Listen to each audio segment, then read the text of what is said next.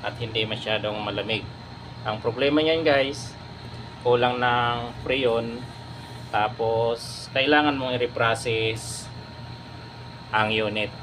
Ayan, para makargahan.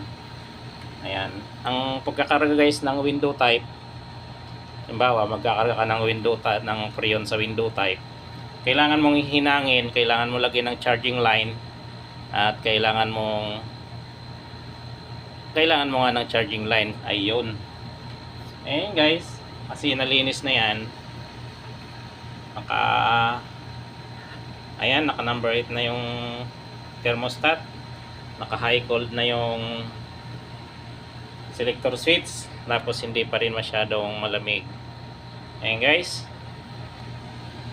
ang problema, something barado yung pipe, o kaya hindi umaabot dito yung freon. Kasi yun guys, nagigilo na yan, kung napansin nyo. Ayan, nagigilo siya.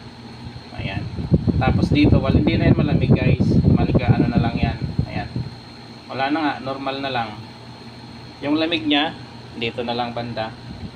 Ayan, kaya hindi masyadong malamig. Ayan guys, maraming salamat sa panonood ng aking video. At kung bago ka sa aking channel, baka pwede mong paki-subscribe. Bye bye!